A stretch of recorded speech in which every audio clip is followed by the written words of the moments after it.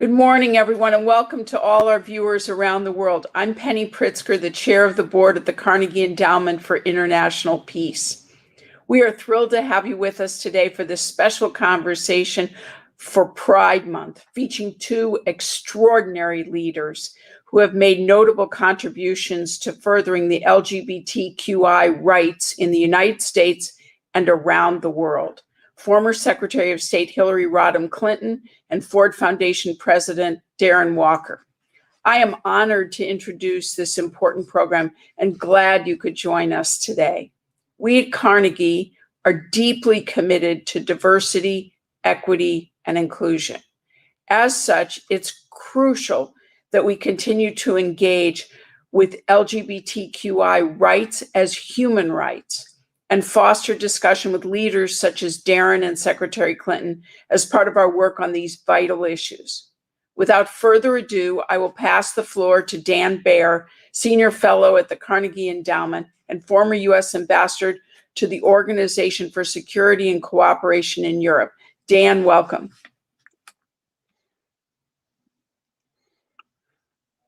Thank you, Secretary Pritzker, and thank you for all that you do and have done for Carnegie and as a public servant.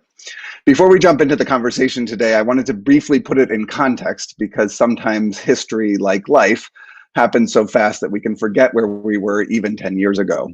And of course, 10 years ago, Secretary Clinton was US Secretary of State, and I was fortunate enough to work for her as a Deputy Assistant Secretary in the Human Rights Bureau. Secretary Clinton has a reputation for working hard, and she works even harder than the public thinks she does. When she gave an important speech, it was something into which she invested hours of time, thought, writing, debate, and yes, heart. And that made it fun and fulfilling to work for her. This marks a decade since her landmark speech on the human rights of LGBTQI people delivered in Geneva. When we sent out invitations to the ambassadorial corps in Geneva, we didn't give away the topic. We just said it was a human rights speech. We knew that ambassadors from some countries might not attend if they knew what it was about. And we wanted them, especially them, to hear it. As was her wont, Secretary Clinton was personally invested in the weeks of preparation for that speech. And within a day of delivering it, it had over 1 million views on YouTube and had echoed in presidential palaces, foreign ministries, and justice ministries around the world. And I think 2 points are really important to remember. First, it was brave. The speech was considered a political risk. After all, the United States would not have marriage equality for 4 more years. LGBT rights were still a, quote, sensitive issue in foreign policy. Some were afraid to talk about it. Hillary Clinton's speech made the human rights of queer people something that world leaders had to talk about. The second is that the speech didn't happen in a vacuum. Secretary Clinton also repeatedly exercised personal diplomacy in her meetings with foreign ministers and presidents. She oversaw changes in the State Department's human rights reporting. She launched a fund to support civil society organizations on the front lines of these human rights battles around the world. And she instructed all her ambassadors to make this part of their human rights work, and so on and so on. And as we look around the world and our own country today, we have a new administration that is committed to the fight for human dignity, and we know that we have fights, new and old, abroad and here at home, left to win. So as we mark 10 years since her speech, it's worth thinking about the lessons we can learn from both political leaders and civil society about how change. If it's not passé to speak of America as having a national fabric, then Darren Walker is a beaded jewel in it. I've been witness to both public and private conversations where Mr. Walker's contributions are deathly serious, unflinchingly bold, and perhaps most impressively and unusually for this strange moment we're in, irrepressibly optimistic. And so there are no two better people to take stock of the hard work of progress and the hard work left to do. And it is a joy to have them with us this morning. Over to you. Thank you so much, Dan. It is indeed an honor to be here. I want to congratulate my friend Penny Pritzker and my colleagues at the Carnegie Endowment for International Peace, an institution the Ford Foundation has been proud to call a partner literally for decades. Today is a great day because we are celebrating something that many of us could never have imagined. We are celebrating the idea that we as gay, lesbian, trans, queer people, wherever we are on the planet, should have pride. Pride in the fact that we have a humanity that is recognized as legitimate and normal. This has been made possible because of the courageous, bold, visionary, and unflinching leadership of many people. When I think about my heroes and sheroes, Bayard Rustin, Audre Lorde, and so many others, I must also reflect on a woman called Hillary Rodham Clinton. For her continued and consistent commitment to the rights of LGBTQI people. As Dan just said, in that seminal speech a decade ago, she made it very clear that LGBTQI rights are indeed human rights. But let us not forget that she did something equally as bold 25 years ago at the Beijing Fourth Women's Conference, where she also uttered an idea that was radical to many, that women's rights are indeed human rights. So the through line on this woman, her commitment has been unwavering. And so, Secretary Clinton, it is indeed an honor for me to be here with you and have this opportunity to celebrate Pride Month. Welcome. Oh, thank you so much, Darren. And it's always a delight to be with you. And I echo both Penny and Dan in thanking you for your years of leadership and example on so many levels. So it's a delight to be here to celebrate Pride Month, but also to reach out to the Carnegie Endowment global audience, because as we all know, this moment of celebration isn't the end of the work that still lies ahead. And we need a lot of allies and colleagues literally around the world to keep doing the work that is important to keep pushing forward on equality. Well, let's talk about that moment in Geneva and the run up to that, because many people said, Madam Secretary, now just isn't the right time. It's going to come, but maybe you might want to put this off for a bit. Well, that's certainly what some said, Darren. My friend and former colleague, Dan Baer, knows very well that it was within the State Department, within the Obama administration, somewhat controversial to really stake our claim on behalf of the rights of the LGBTQ community at a time when there was so much else that was pressing in on our foreign policy and our national security. But I believed then, I believe more fiercely today, that human rights has to be a centerpiece of the work that we do as the United States, as individual Americans, and certainly as we're seeing with this new administration, as a real beacon for the rest of the world. By the time I gave that speech, I had, as you rightly point out, changed a number of policies within the department that discriminated against our LGBTQ colleagues, our foreign service and civil service officers, their families. So we were intent upon doing what we could within the confines of our bureaucracy to promote equality among all of our employees in the United States and around the world. But I also had some very disturbing encounters. I had to call the then president of Uganda to urge him not to sign a bill that was working its way through the Ugandan parliament that would have established the death penalty for being gay.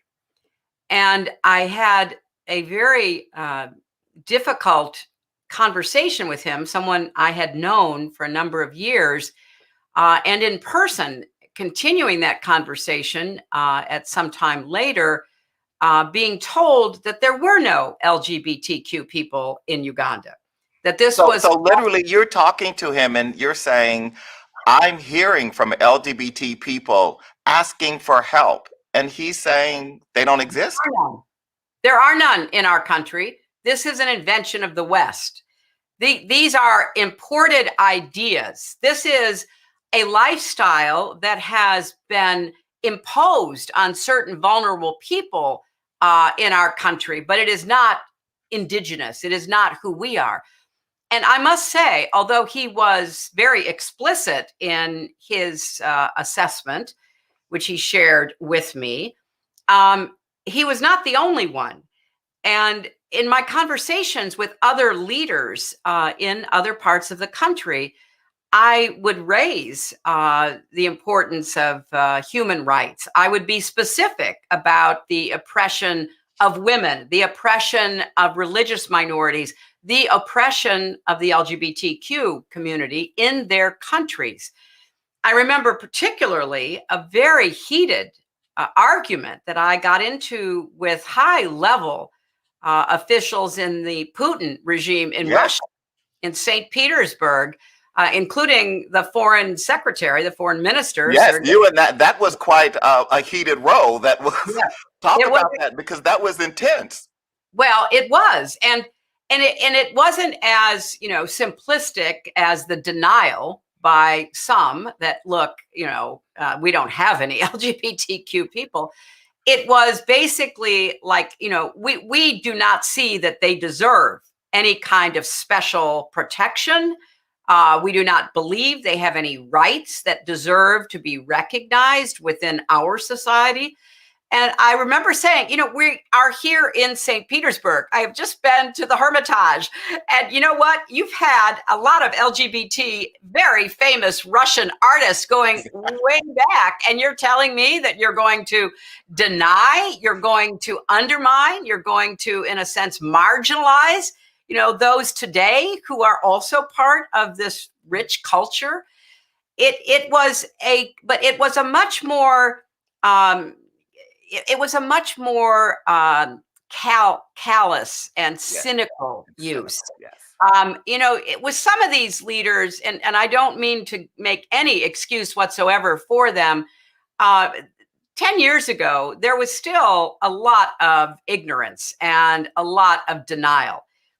With the high Russian officials, this was a straight opportunistic political play to consolidate the more conservative factions of Russian society behind Putin's autocratic rule. So whether it was out of dangerous ignorance or dangerous cynicism, I kept running into this very, scary and mean-spirited denial of the rights of LGBT people. But don't you think part of the problem was that they were being called on the carpet by an American woman? I mean, gender had to play a role in this, because you were basically making the case to men. Well, I think that's true, but I think it was more than that. I mean, Madeleine Albright once famously said that when asked, what was it like being a woman as Secretary of State, since, of course, she was our first, followed by Condi Rice.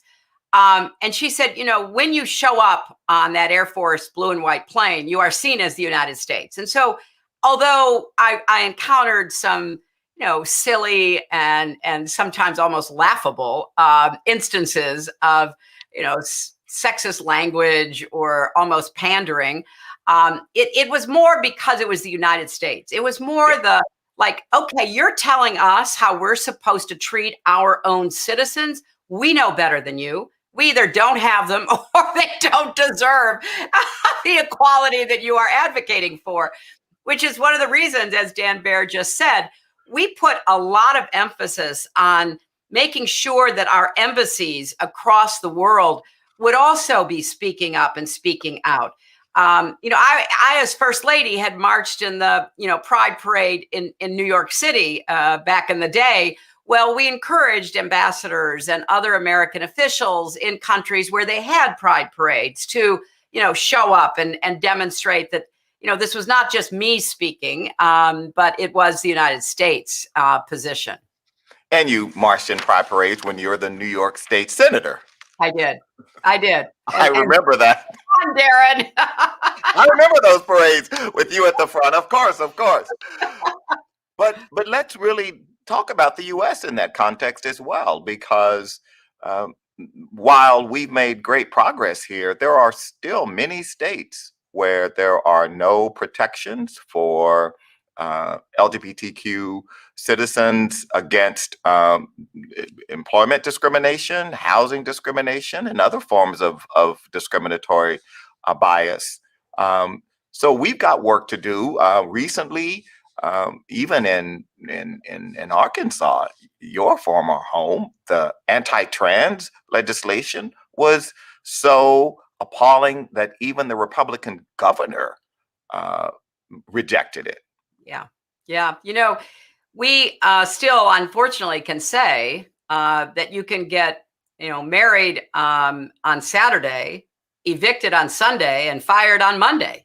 So, yes, we've made progress, but the lack of protections and the continuing discrimination, sometimes in very, physical, even violent ways, as well as legislation and regulation, is an ongoing threat to the LGBTQ community. And I think, Darren, that gay marriage shows how relatively quickly, an issue can be succeeded as an actual goal. And that is a great example, and one that I know we're all really grateful for.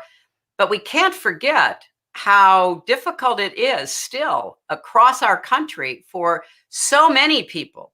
Not everybody who has a friend, not everybody has a friendly environment at all, even an understanding. We still see children, young, teenagers being kicked out of their homes, becoming homeless, being abandoned, denounced by their families, by their churches, by their whole communities. So yeah, there is a lot of work still to be done. Well, you and I over the years have talked about the role of philanthropy in all of this, and it's you really are sort of outlining the challenge for doing the kind of philanthropy to support social justice, and how difficult it is to continue to sustain that. Because unlike working on a philanthropic project around a vaccine, when science is really a series of discoveries that accrete and you never go back. And so you can always evaluate it and say, we're this much closer to a vaccine, to an antiretroviral, to whatever that may be. And you never go back. Everything is additive. What you're outlining is just how in democracies, especially, social advances can never be taken for granted. And I think that is, I'm reminded of that because, some 60 years ago, we were making grants to the NAACP Legal Defense Fund, an organization you know well, for voting suppression, right? So Yeah. Voter suppression, they were suing the states of Mississippi, Alabama, and Georgia for voter suppression.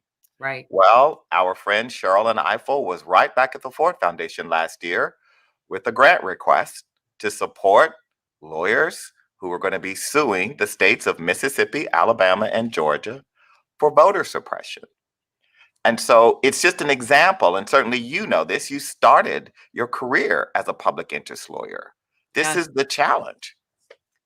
I'm so glad you made those series of points, and particularly the overarching reminder that social advances cannot be taken for granted. And we've seen deliberate efforts to turn the clock back in so many areas, including with respect to LGBTQ rights. The last administration, as we both know very well, was opening the door to a return to discrimination, to doing everything it could to undermine the rights of LGBTQ men and women to be able to adopt children, for example. And there were so many advances that we thought had proven themselves. And the voter suppression arena is a perfect one to point to, because if you don't link social advances to voting and create a constituency to preserve and protect those advances, then nothing is safe that has been achieved literally in the last, I'd say, 100 years.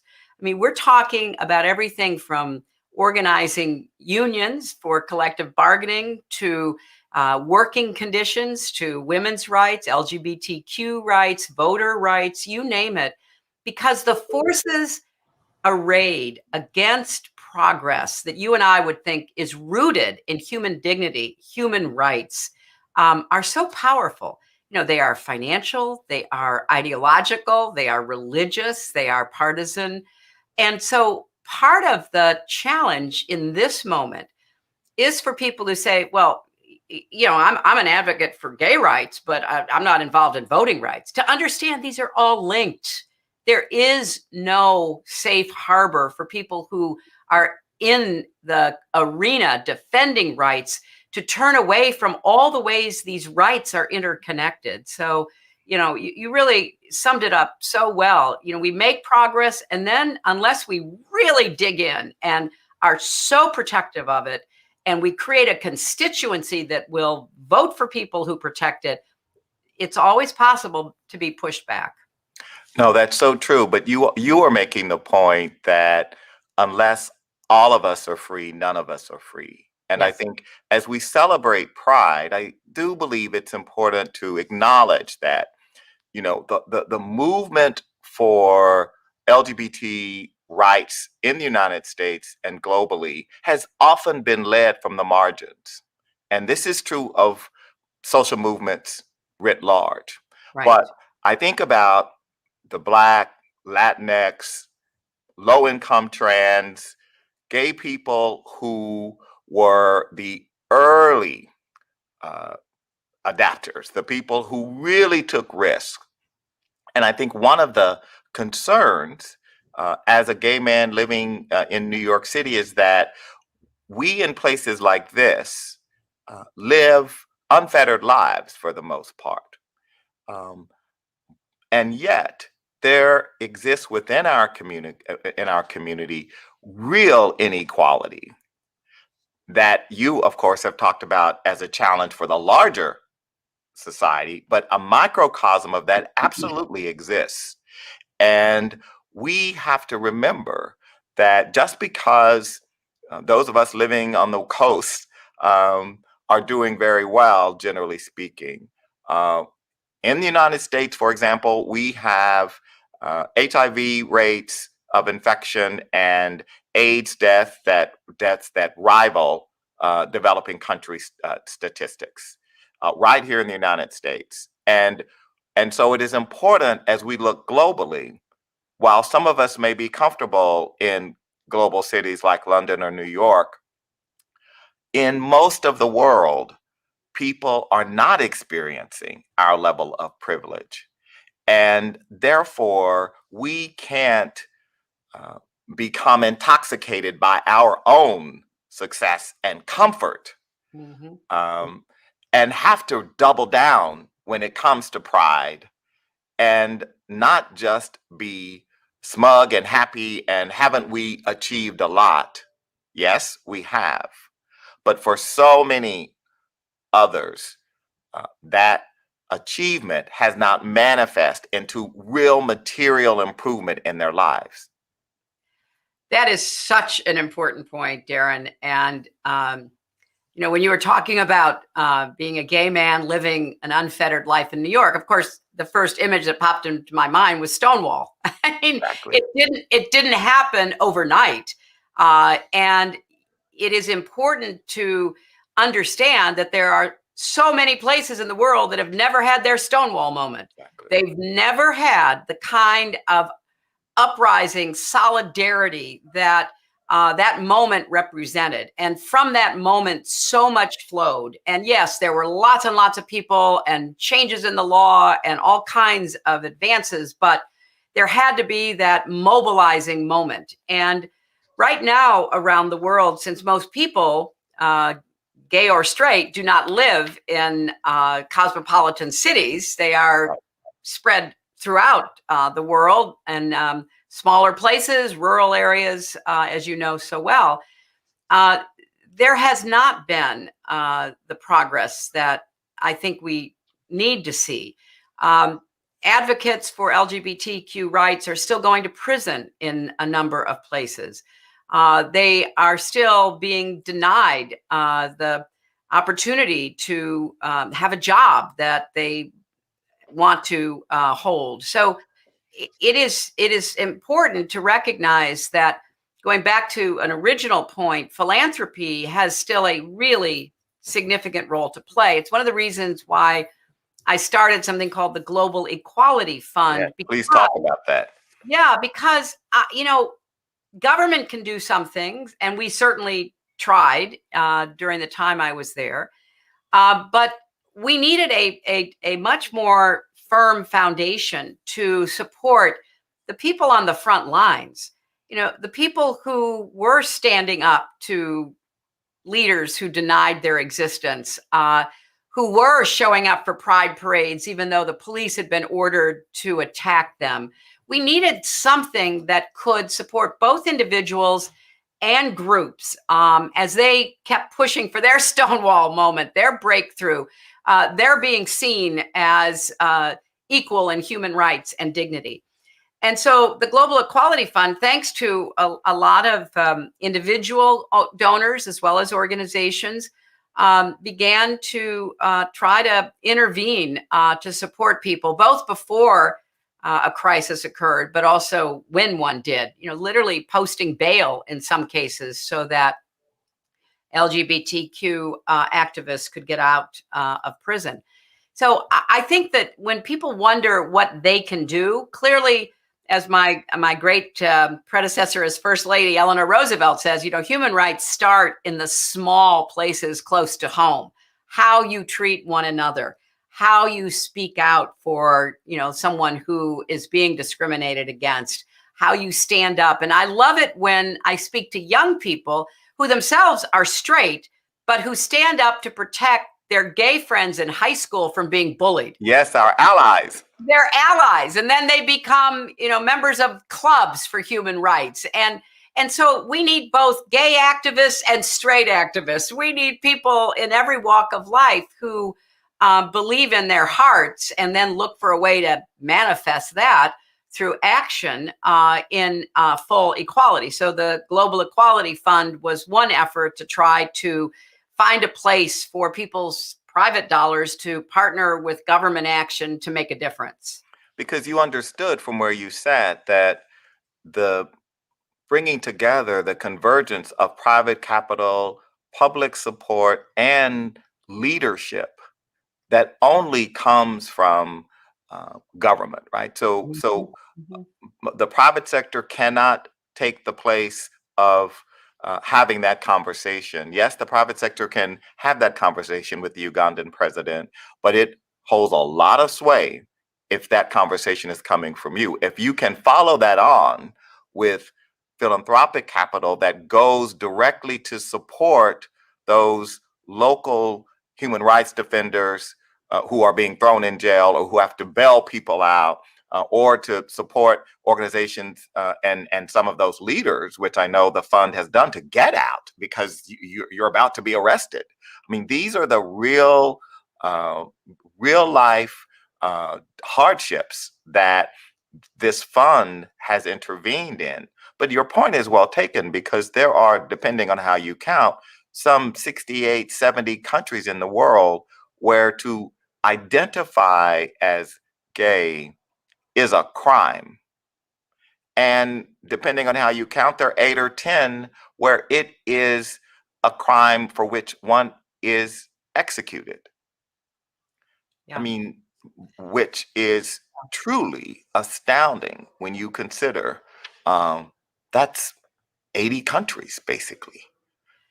Well, you're right. I mean, that is a sobering, terrifying set of numbers. And I hope that our audience around the world, if they didn't know that before, know it now, that sadly, there is shunning, there is abandonment, kicking people out of communities and families, but there's also legal consequences for identifying as gay in a way that becomes public. Now, contrary to my conversation with the still president of Uganda, most people recognize in these countries that they are living amongst, in their families, in their communities, people who are gay. They know that, but they don't have the leadership and they don't have the support to publicly acknowledge that.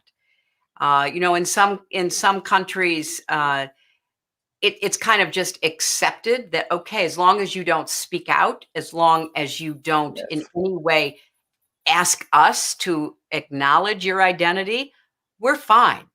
But if you want to be fully who you are, that's a bridge too far. That's right. And that is not just, I mean, look here, as an African American gay man, growing up in a Black church, working at a Black church, you've been to a million Black churches. And as you well know, Black gay men, especially, and women, all over the Black church in this country. Right. But we were not acknowledged. And I will say the church that you used to visit with your husband frequently, Abyssinian Baptist Church, where I worked for your friend Calvin Butts for a decade, that was not a church where, and indeed, Adam Clayton Powell himself, the pastor of that church and the congressman from Harlem for 2 decades, was known to be anti-gay. And in fact, it is well documented that he was the person who threatened Dr. King, because Bayard Rustin, Dr. King's assistant, who was the architect of the '63 march, was himself a homosexual. And Adam Clayton Powell did not want him to be acknowledged or to have any visibility. And what's been wonderful for me as a part of the Abyssinian family is to return to the church, as I did a few years ago with David, my partner, and to have, Reverend Butts say from the pulpit, look who's turned up this Sunday, Darren and David. How many Sundays have passed since we've seen Darren and David here, my beloveds? Now, for him to acknowledge me and David as a couple in front of the church family, as you know, was a very big deal. Yes.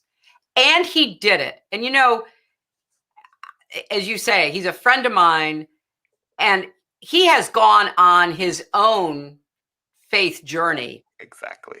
In so many respects. And that's one of the reasons why I hold him in such high esteem. I was at Cicely Tyson's, going home ceremony, her memorial service. And one of her closest friends was a gay man who was her fashion designer, who created those amazing looks that she wore into her 90s. And he was there with his husband, and it was like nothing. It was so normal. There was no moment of even awareness. It was just part of the fabric. So I think I do have an understanding, as I'm sure you do, of people of a different generation, even 2-3 generations ago, how they were indoctrinated, how they were taught. But let's fast forward. We still have many, many, many churches in this country who have not evolved, who are still standing there trying to act as though the reality is not in front of them. And they are forcing people who are in their choirs, who are their ushers, who are their assistant pastors, their Sunday school teachers in church to hide their identity. And we have whole denominations, white and Black, that are still extremely narrow-minded about what it means to be a child of God.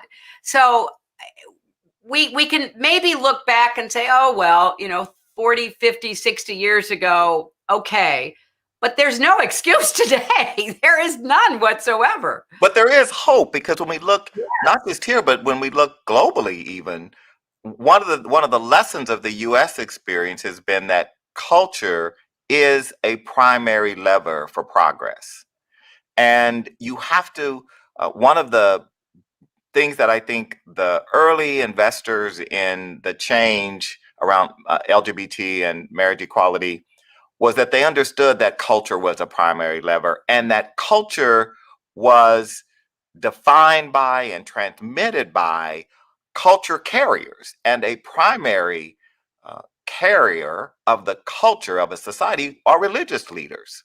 Right. And so engaging those leaders who are open-minded and who do see in their theology your place as a child of God, as a homosexual, that's an important thing to do wherever you are in the world. It is harder in some places, as you say.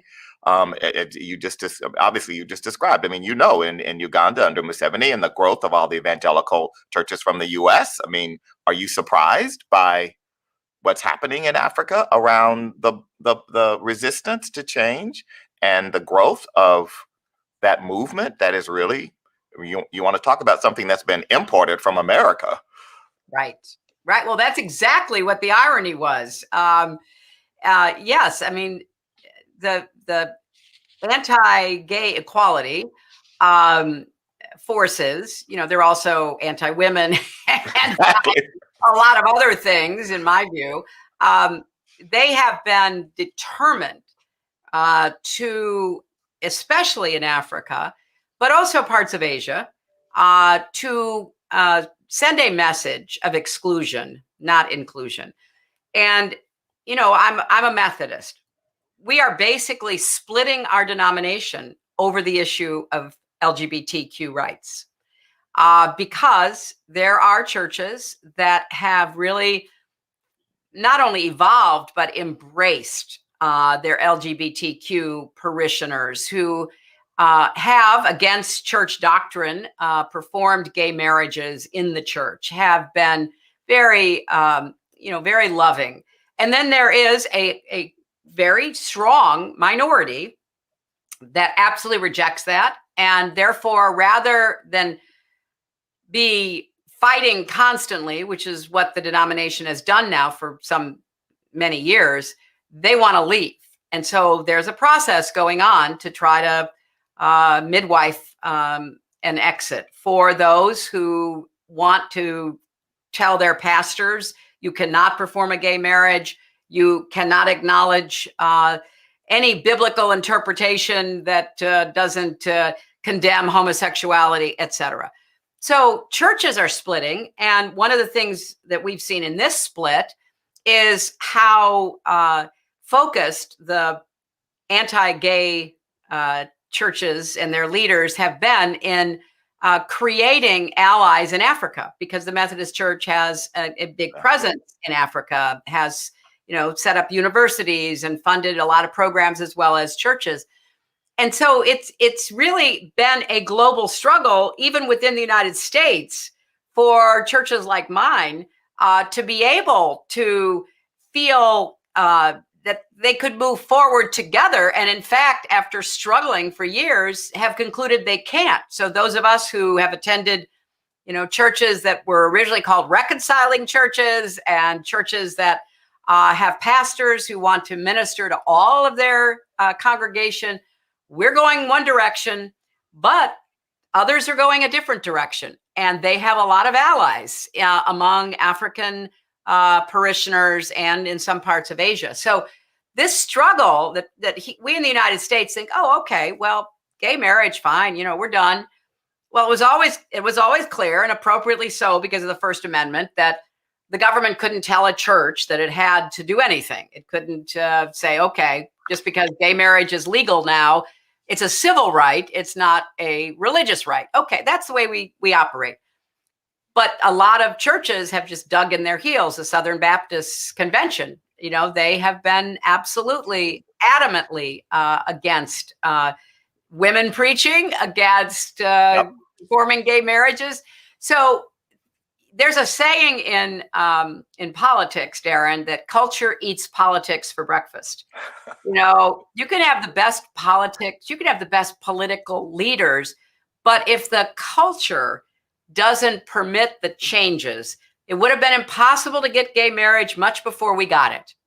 But through a long and very thoughtful campaign, reaching out, making it clear to people, you know what? Why would you be against people loving each other? Why would you be against people having the right to marry? Aren't we for that? Slowly over time, enough people began going, oh, okay, I get it. I know, Jack and John and Susan and Mary, and oh yeah, I get it.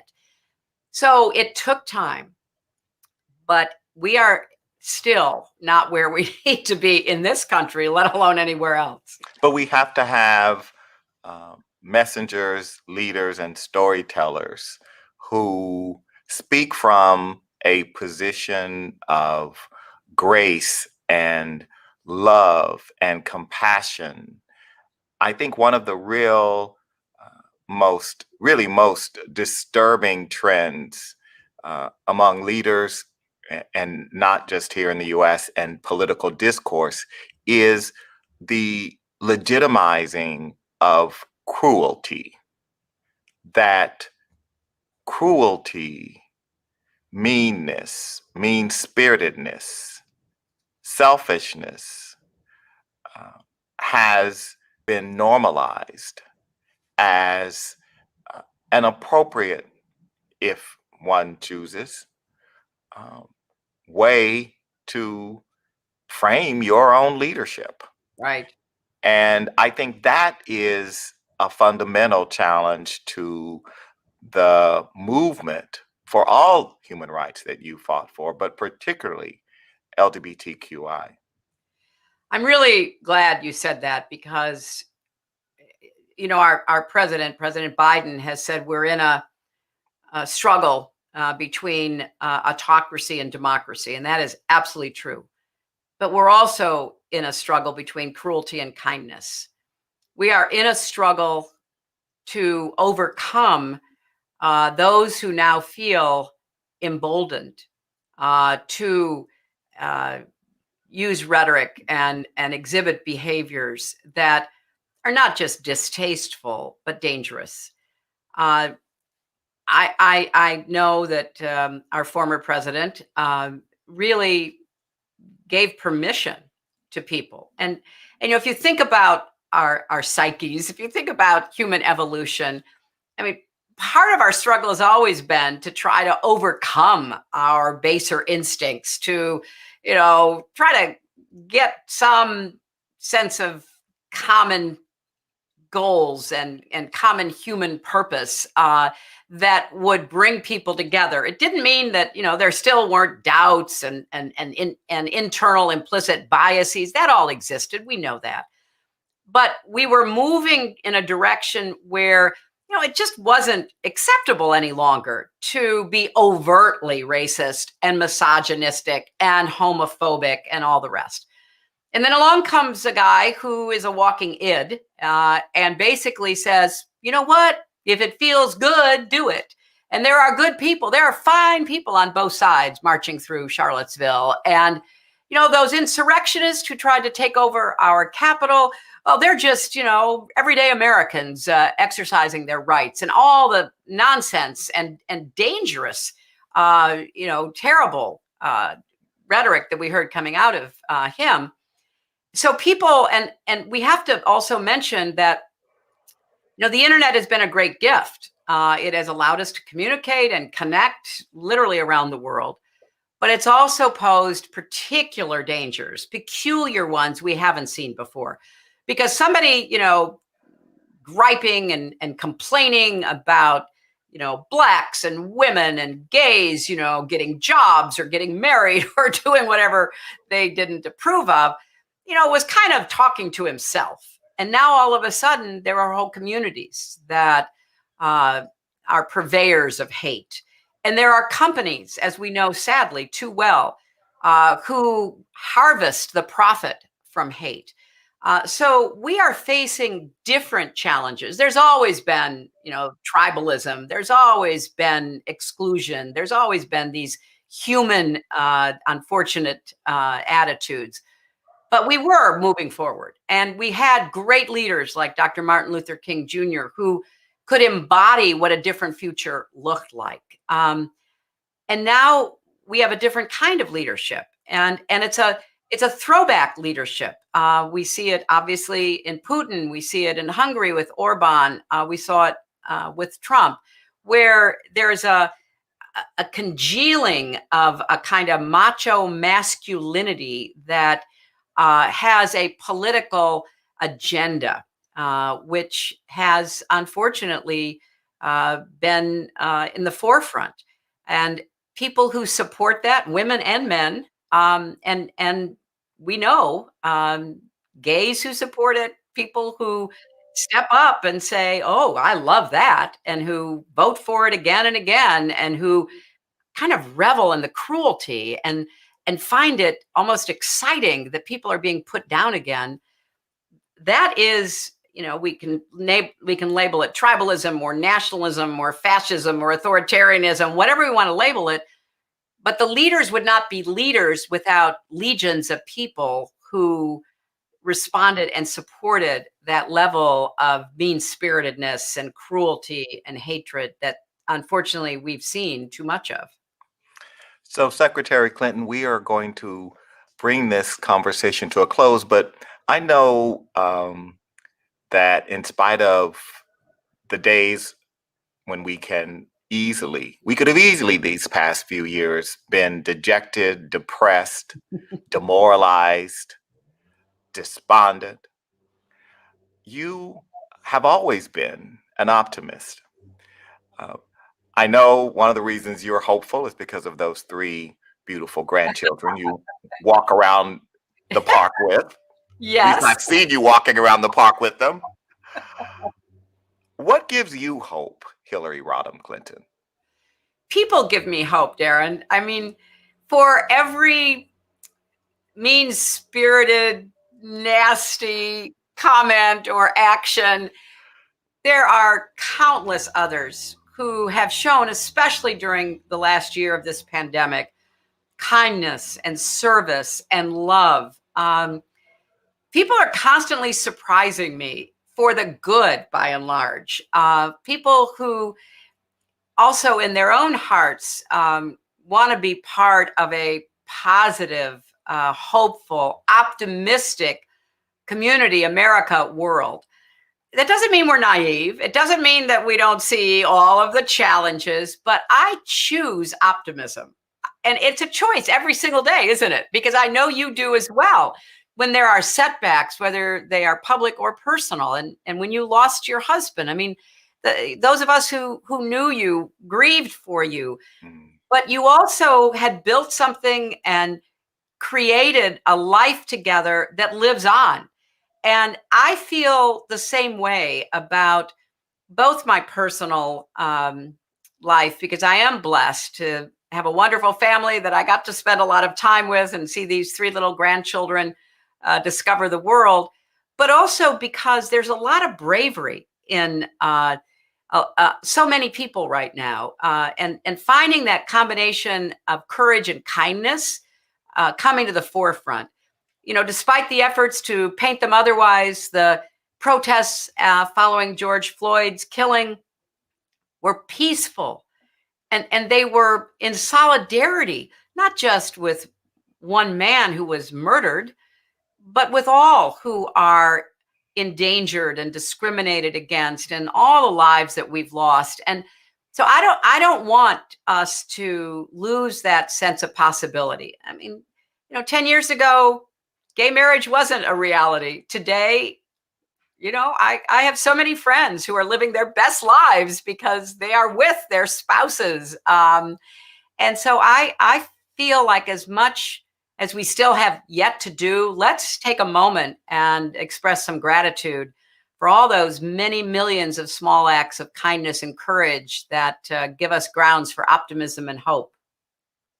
Thank you, Hillary Rodham Clinton, for giving us hope, for reminding us that public service is the highest and most noble of calling, and for dedicating your life to that public service, to the idea of the public, the idea of the public commons, the public square, and the public interest, and doing all that you could to ensure that everyone lives a life with dignity.